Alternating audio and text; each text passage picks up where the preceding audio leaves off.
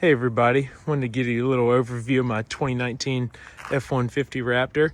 So this is a kind of a 70,000 mile overview, almost at 72,000 miles now, but been an awesome truck. Had a couple, first I'll go over the mods, talk about a couple issues I've had with it, and what my recommendations, would I buy it again? I owned a couple different vehicles over the years, kind of both performance related and not. Had a Focus RS, Focus ST, 2019 TRD Pro 4Runner. I've had a couple older first gen Tacomas, third gen 4Runners, some different stuff there. I had a 6.0 Power Stroke, so I've been around the block, a lot of different Ford products, really like Toyotas as well. But want to give an overview. First, starting off with mods, running some 35, 12, 50, 17 Toyota Open Country MTs. These have been awesome tires. Got about 30,000 miles on them now, and they still have just a ton of tread, so really fantastic tires. Running the Rally Armor mud flaps, so those are great, running those front and rear. I could not recommend those enough. They really save the paint, very few rock chips and issues paint wise, keeps the truck a lot cleaner.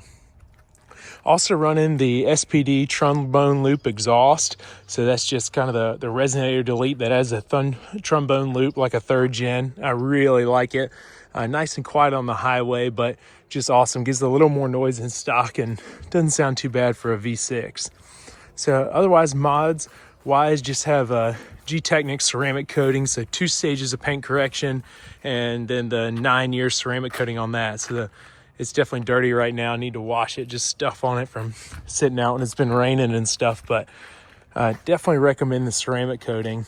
So this truck came factory with the stripes on the hood, no bedside stickers, and then interior wise, it's got every option except for the center console safe. So this has the Recaro seats, the Rhapsody Blue, black and blue Recaros. Really like them. They clean up well. I take pretty good care of them with Sonax and some other cleaning stuff, leather conditioner, and they stayed looking pretty new considering 70,000 miles. So you can see right there, 71,923. So been a great truck. Really like the Recaros. It's a cool option. They got popular on the new third gens, but kind of rare to see them in the second gens from what I've found. So back seats as well, really good shape. Don't get a lot of use, so they really hold up well when they're taken care of. So issues wise, at around right after 60,000 miles, of course, right after out of the warranty, I had a fuel tank pressure sensor go bad, so they had to drop the fuel tank and replace that. And not long after that, I had a front IWE hub go bad. So it was just rattling. It sounded like a piece of metal going down the road.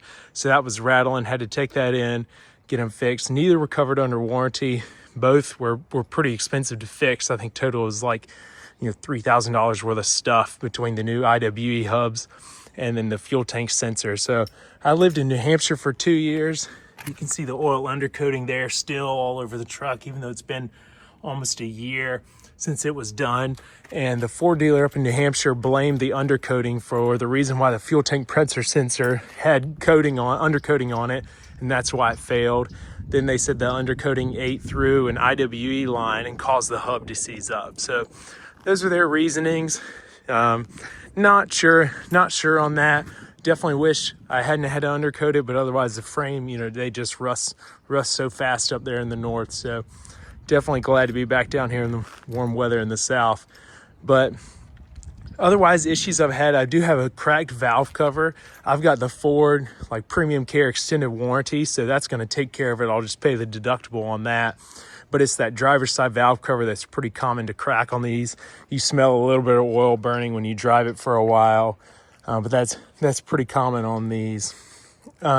Otherwise, I can tell the shocks are going to need to rebuild before too much longer. Just starting to get a little looser than it was when it had low miles on it. So that's pretty common on these. You can send them out and get them rebuilt. Probably won't go into anything, the Fox Racing Series, anything. Those things are just kind of pricey, and driving back and forth to work and messing around and using it for hunting and stuff, I don't really need those. But would I buy a second gen Raptor over other stuff, or do I regret buying it? I definitely don't regret buying it, and honestly, I can't think of another truck I'd buy over one of these. So I think the Gen 3s look great, got, you know, really great suspension, but the Gen 2s are just where it's at as far as looks go to me. And, you know, they really got the bugs sorted out on these by 2020, other than cam phasers, which I've had no issues with on this truck in 70,000 miles. So I would definitely purchase it. You know, I loved my TRD Pro 4Runner. Those are bulletproof, but this has way more power, cruises a lot better on the highway, and definitely been an awesome truck. You know, fuel mileage could be better, but you're not buying one of these for the mileage. I run 93 in it, and right now it's December here in North Carolina. I'm getting about 16.7, 17, but in this summer, you know, 18, 19 is pretty easy to get. So if you have any other questions about this truck, let me know. I'm still on stock brakes and stock rotors and pads, but I will be upgrading those here first of the year. I've got a set of drilled and slotted rotors and posi quiet pads I'll be throwing on as well. So if you have any questions, comments, want any thoughts on the truck, just let me know, and I can respond to some questions or do some other videos. So thanks for watching.